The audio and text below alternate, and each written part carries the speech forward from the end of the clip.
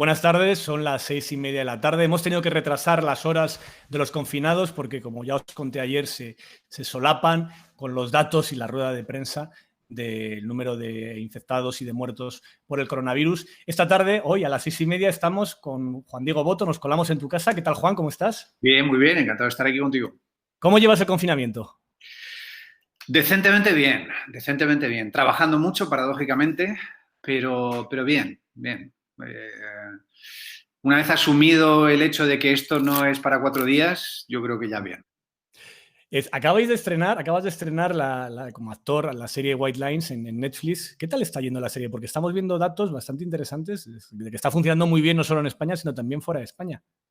Bueno, los datos que nos están pasando la productora son, la verdad, espectaculares. O sea, yo creo que ninguno de los actores y los creadores de la serie esperábamos una respuesta tan rápida, tan contundente. Creo que ahora mismo somos lo tercero más visto de Netflix en Estados Unidos, lo primero más visto en Reino Unido, en Bélgica, en Holanda, en Suiza, en Noruega, en Rusia, en Argentina.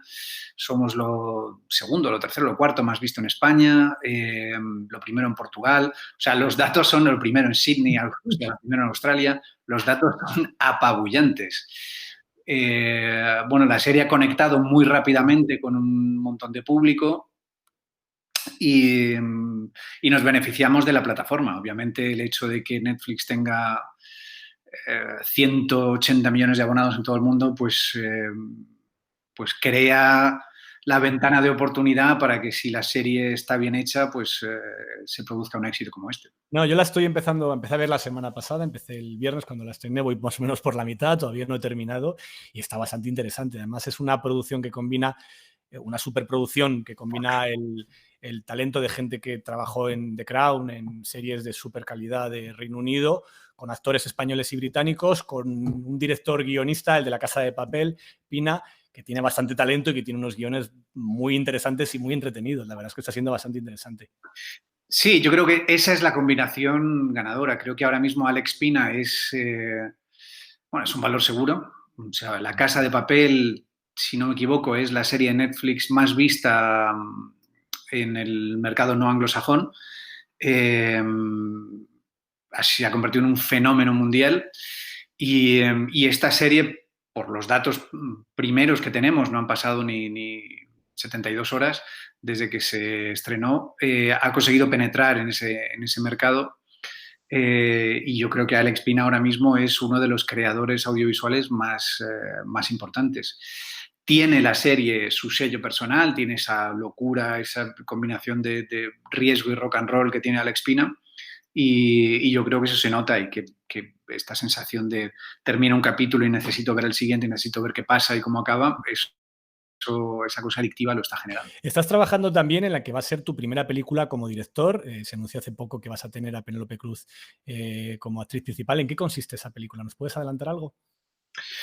Bueno, este es un proyecto en el que llevo trabajando mucho tiempo, muchos años, nos ha costado mucho tiempo levantar esta película. Es un proyecto que nace hace un montón de años. Es una película de corte social que gira alrededor de la pregunta de cómo se sostienen. Son tres personajes, es una película muy coral en el que los personajes, bueno, se enfrentan a cómo sostenerse, cómo mantenerse en pie en mitad de una crisis económica, ¿no? Mm. Hubo de todos los encuentros que tuvimos con gente que estaba viviendo la crisis de 2008-2010, había dos premisas que se repetían constantemente. Una era la gente que había padecido desahucios, por ejemplo, que te hablaban de estar en mitad de un huracán, en mitad de una tormenta. Otros te hablaban de la fecha del desahucio como una espada de Damocles, como una bomba que iba a explotar. Y con esas dos metáforas, con la tormenta, el huracán y con la sensación de cómo desactivar el mecanismo de esa bomba que sabes que va a explotar y va a destrozar tu vida en un día concreto, pues construimos este relato que es una suerte, todo ocurre en 24 horas, una suerte de thriller social, Mm. en el que, bueno, la película es muy coral, hay muchos personajes y uno de ellos está interpretado por Penélope Cruz, que es también productora de la película. ¿Cómo habríamos pasado el confinamiento sin la cultura, sin las plataformas de televisión, sin las películas, sin las series, sin la música, sin los libros? ¿Tú te imaginas un confinamiento en un mundo precultural?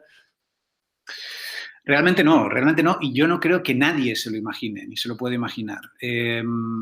Si ahora mismo pensamos en que nos desenchufaran las plataformas o la televisión o nuestros programas de humor que veamos, nos quitaran todos los libros de la casa, nos impidieran escuchar música, eh, sería impensable convivir con esa situación. Sería muy difícil pensar en haber soportado todo lo que hemos soportado, todo lo que nos pueda quedar sin el acompañamiento de la cultura. Y eso a mí me hace pensar en una cosa que vengo pensando desde hace mucho tiempo, y es en la cultura como algo socialmente necesario. Tenemos la tendencia a pensar en la cultura como algo superfluo, como algo anecdótico, que puede acompañarnos, pero prescindiblemente. Es algo de lo que se puede prescindir. Y yo tengo la sensación de que todo aquello que no es socialmente necesario tiende a desaparecer. La cultura lleva con nosotros desde el principio de la humanidad. Desde el principio de la humanidad el hombre tuvo la necesidad de representar su forma de ver el mundo en las cuevas. Tuvo la necesidad de decir, esto que estamos viviendo vamos a representarlo. Porque sabemos vivir y entender y educarnos y comunicarnos a través de la representación. Y esa representación lo único que ha hecho es variar, desde unos bisontes en las paredes de unas cavernas hasta un libro, una película, una canción, que no dejan de ser formas de comprender el mundo que nos rodea a través del arte. Si fuera prescindible, habría desaparecido como la máquina de escribir, o como otros trabajos a lo largo de la historia, muchos, decenas, centenares de trabajos que han desaparecido o muchos que sabemos hoy que desaparecerán en el futuro. Y sin embargo, aquí sigue y persiste el mundo de la cultura. Y si es así, no es por una cuestión graciosa o simpática, sino porque viene a cubrir una necesidad del ser humano, de entender y vincularnos con el mundo a través de la representación. ¿Cómo crees que es la relación de España con su cultura? Me refiero sobre todo a la interpretación que hacía Pedro Almodóvar en unos artículos que no sé si leíste en el diario.es, Sí, ¿no? estupendos, por cierto, donde hablaba de la mala relación que ha tenido siempre España con su cultura y con sus creadores culturales, que nunca los han querido del todo, o por lo menos una parte de la sociedad española los ha maltratado, ¿no? Los ha colgado, por lo menos por parte de la derecha, esa caricatura de titiriteros subvencionados, precisamente del sector político que es 100% subvencionado, y lo ha despreciado. ¿Tú crees, de dónde crees que viene esta mala relación de una parte de la política con la cultura española? Bueno, yo creo que hay varias facetas y yo no las conozco todas, ¿no? Creo que tradicionalmente hay una cosa como más ancestral que tiene que ver con el hecho de que la cultura generalmente viene a presentar un aporte crítico, viene a presentar una mirada crítica con la realidad que nos toca vivir, y eso siempre resulta incómodo, y sobre todo resulta incómodo para el poder. Y por eso, como el poder suele manejar la creación de opinión, suele estar vinculado a la creación de opinión, es muy relativamente fácil desde el poder, y no hablo del gobierno, sino desde el poder. Sí, de verdad, no el gobierno que va de prestado. No el gobierno que va de prestado, sino el poder, que tiene un vínculo con los medios de comunicación real, que del poder depende que se mantengan y subsistan o no, pues ellos que pueden generar pensamiento, pues muchas veces han difundido ese pensamiento de criticar a la cultura como algo, como decía antes, pues superfluo y necesario, o como unos vividores de lo público, ¿no? En nuestro caso, claramente hubo un antes y un después al no a la guerra en 2003, 2004, creo. En ese momento la cultura fue punta de lanza de la crítica, una crítica que compartía el 90% de la población española. Eran las manifestaciones más masivas de la historia de España en aquel momento. Más nativas de la historia de España. No ha habido consensos tan grandes como el del no a la guerra, pero sin embargo todo se focalizó en el mundo de la cultura y se hicieron cruces para que esto nos las pagaréis, se dijeron algunos, y a partir de ahí pues vino toda esta retahíla de titiriteros subvencionados, que no deja de ser paradójico porque bueno, hay sectores muchísimo más subvencionados que no reciben crítica alguna.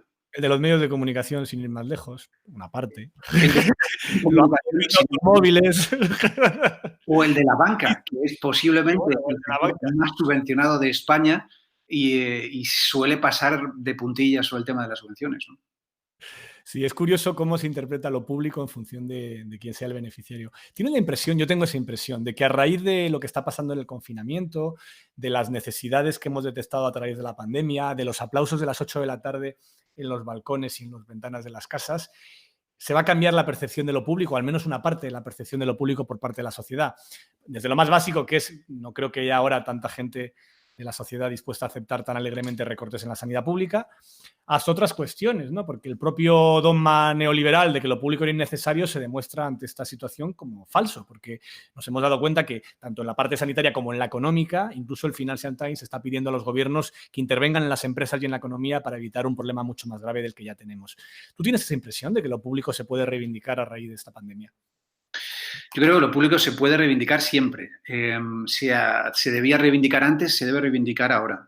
Tengo una fe relativa en lo que vaya a ocurrir en el futuro, porque el Financial Times puede decir misa, pero el liberal español es muy singular. El conservador español es muy, muy, muy singular y en muchos aspectos España es diferente. Creo que hay un consenso, una suerte de consenso internacional de que esta crisis no se puede abordar de la misma manera que la crisis anterior y en ese sentido la inversión pública está siendo por parte de todos, por lo menos en Europa, el consenso. Hay que invertir mucho dinero público, pero sin embargo, bueno, tú lo sabrás mejor que yo, las voces que se escuchan aquí a veces consensos que parecen como muy sencillos y que en Francia te los firman los liberales, incluso los conservadores, o en Alemania los conservadores directamente, aquí parece cosas de socialcomunistas. Creo que en cualquier caso, sea como sea, nos toca y nos tocará pelear por intentar garantizar que de aquí en más haya cuestiones que sean intocables, ¿no? Creo que la inversión en la sanidad pública tiene que ser algo garantizado en la Constitución. O sea, tenemos que intentar conseguir que se blinde la inversión en la sanidad pública, que no podamos volver a ver nunca más recortes. Que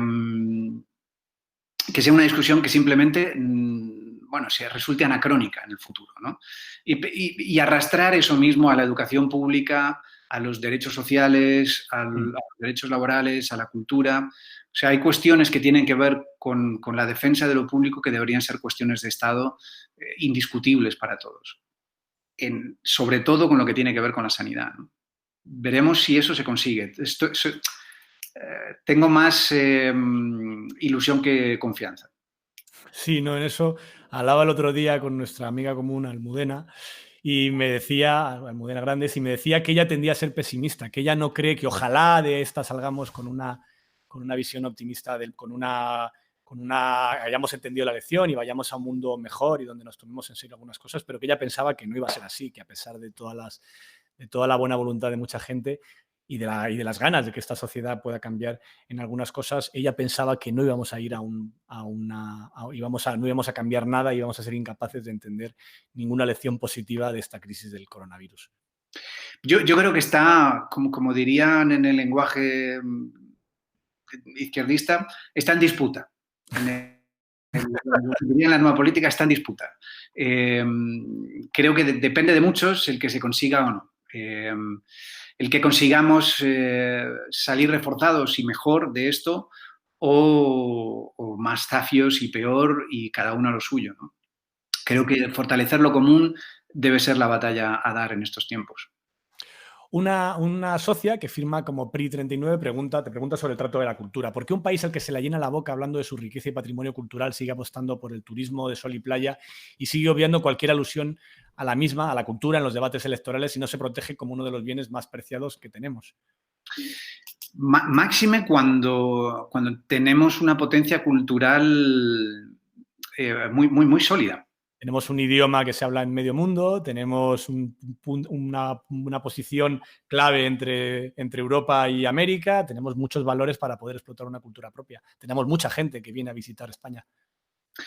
Y sin embargo, se sigue considerando la cultura, como decíamos antes, ¿no? Como una cuestión menor, incluso como apuesta industrial, ¿no?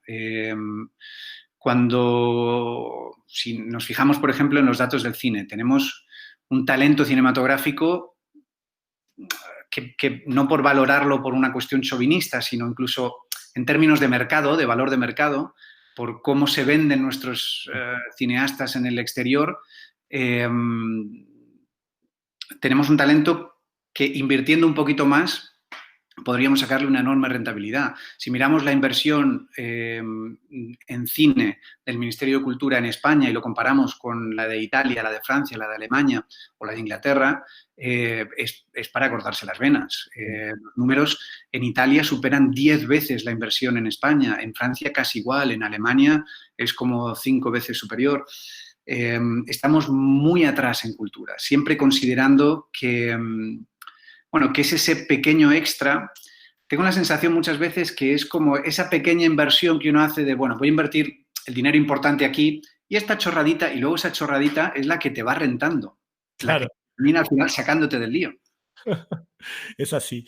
Una socia, Avita Lola, pregunta sobre el exilio. Tú eres hijo de exiliados. Tu padre fue represaliado por la dictadura argentina, fue asesinado. Tu madre tuvo que venirse a España. ¿Se puede vivir sin nostalgia de un país de origen cuando se ha vivido en el exilio de otro país tanto tiempo como en tu caso? ¿Tú tienes nostalgia de Argentina después de haber pasado casi toda tu vida en España? Bueno, yo en mi caso prácticamente toda mi vida. Yo vine muy, muy, muy pequeño. Yo pisé Madrid con casi 4 años. Se puede tener nostalgia. Hay una cierta nostalgia que depende de cada uno, ¿no? Depende de cómo te hayas criado, de qué vínculo hayas decidido mantener. Pero yo creo que hay una suerte de nostalgia que no se va nunca, por lo menos en mi caso, que tiene que ver con una decisión de mantener un vínculo. Y ese vínculo está teñido de nostalgia porque lo que te desarraigó de alguna manera fue traumático.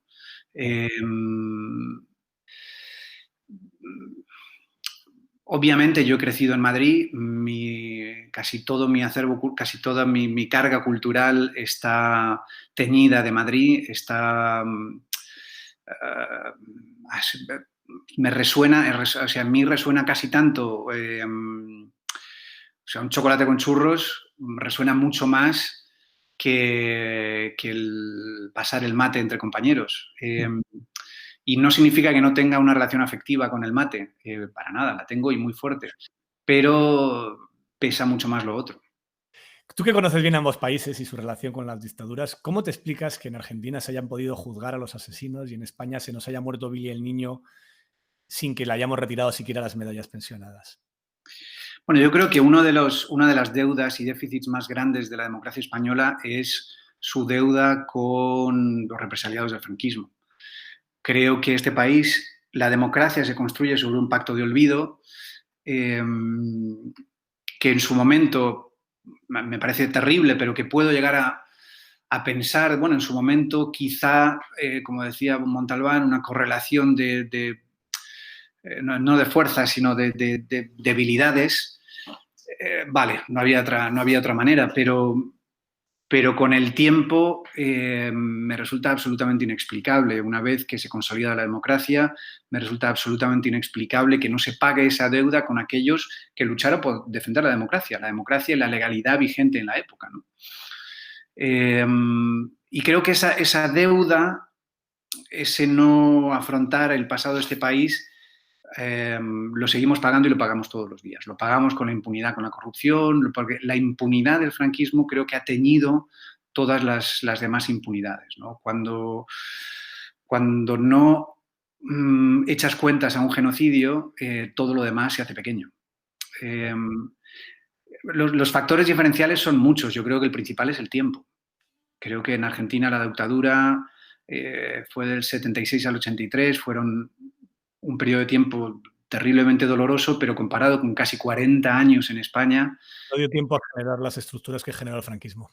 O sea, se generaron estructuras económicas muy consolidadas, pero además se generaron generaciones de miedo y de silencio. O sea, de padres a hijos y de hijos a hijos de silencio, de acostumbrarse a de esto no se habla. Y el silencio se convirtió bueno, pues una forma de encarar la política.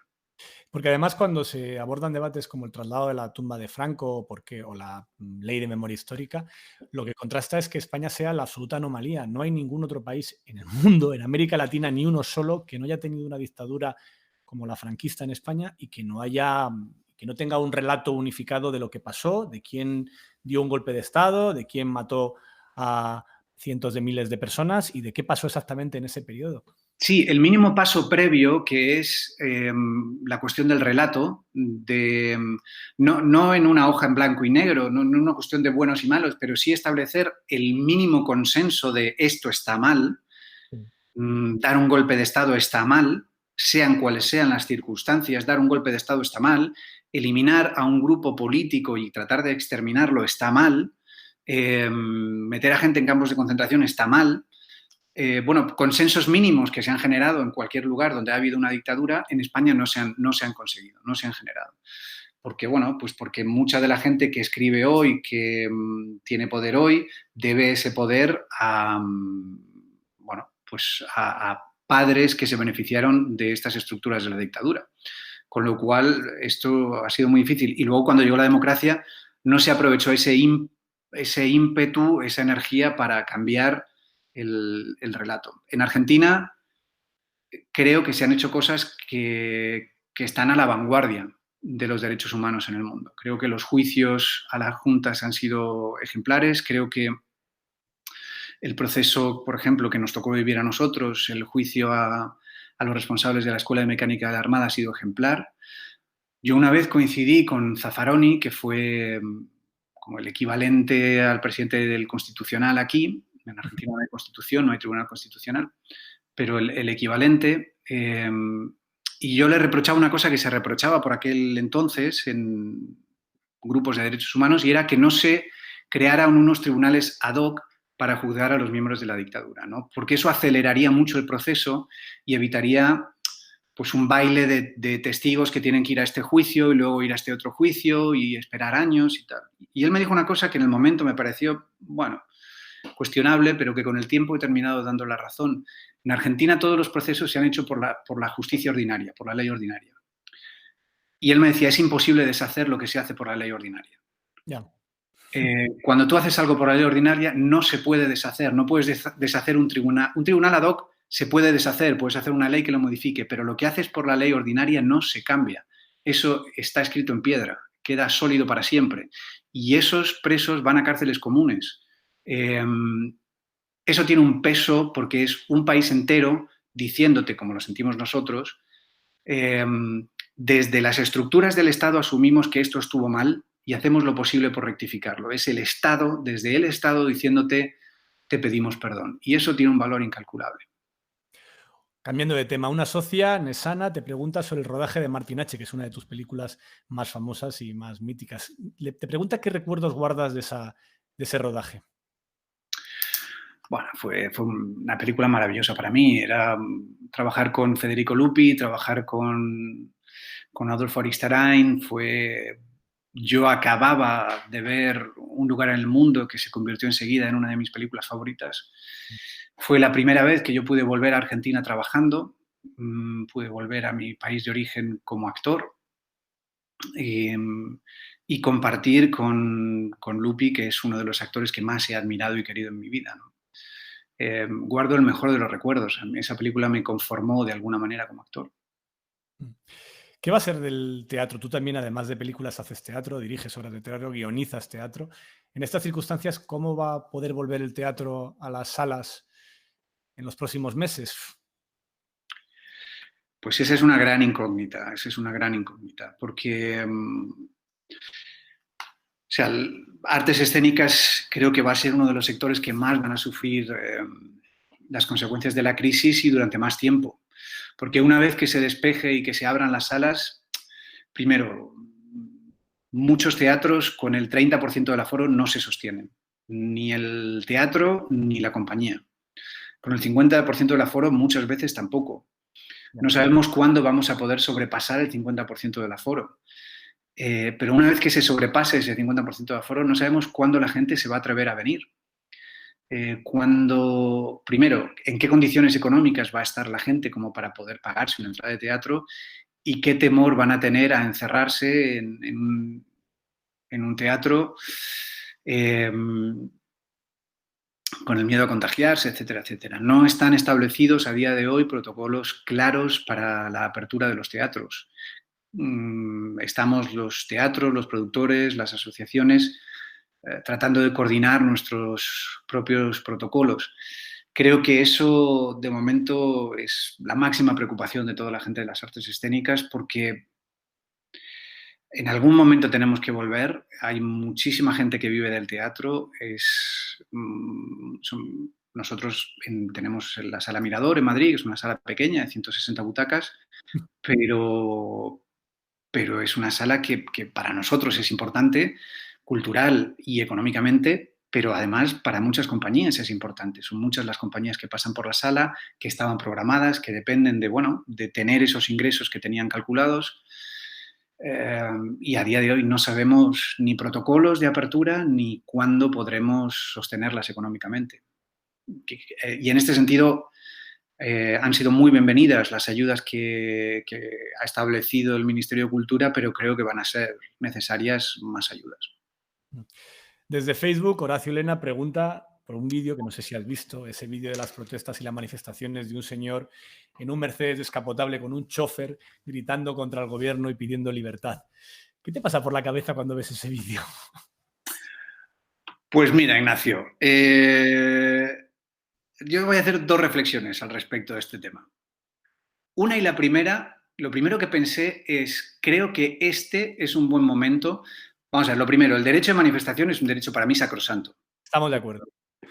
Creo que debe ser respetado, cuidado y mimado. Y por eso ahora que la gente que apoyó la ley Mordaza se manifiesta, creo que es un buen momento para reflexionar sobre lo lesiva que ha sido la ley Mordaza para nuestra democracia. Una ley que fue criticada hasta por el New York Times, que no es el manifiesto comunista, no es el mundo obrero.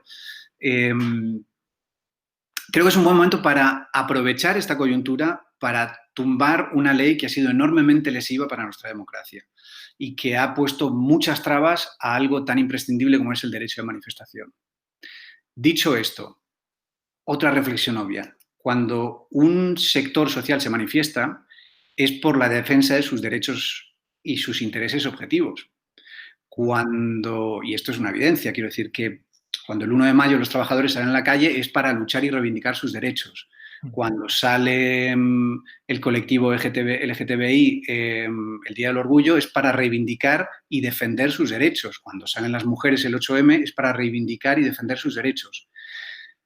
Dicho lo cual, si los barrios más ricos de Madrid salen a manifestarse, obviamente será para defender sus intereses. Será porque sienten cuestionados sus intereses objetivos.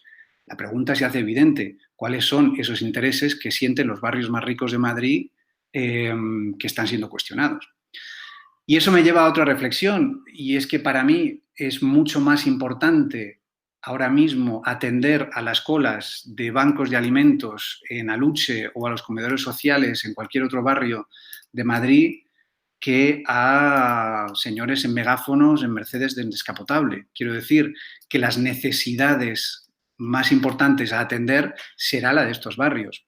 Bueno, pues estos señores se manifiestan y es legítimo, pero la reflexión importante y defienden sus intereses, que habrá que estudiar cuáles son esos intereses que sienten acosados, pero la defensa importante ahora es la de los sectores más vulnerables de la sociedad. Ahora bien, ¿cómo se defienden esos sectores? Yo creo que mancomunando la salida de la crisis, repartiendo de forma equitativa la salida de la crisis. Esto significa que quien más tiene, que más pague. Y si se tienen que crear costes especiales para aquellos que más tienen, para que pongan más, para que todos juntos salgamos de esto sin que nadie quede atrás, sin que los sectores más vulnerables se queden atrás, háganse. porque creo que lo importante ahora es que no nos pase como en la crisis anterior y que no quede nadie atrás, que no caiga nadie en la pobreza. Y quizá esto explique por qué ese señor en un Mercedes se manifiesta. Pues te doy las gracias, Juan, por este rato, por esta entrevista. Mañana seguiremos en Confinados. Tenemos como invitada para mañana a la periodista Cristina Pardo. Estaremos aquí a las 6:30 de la tarde. Muchísimas gracias. Gracias, Juan. Un placer, hasta luego. Hasta luego.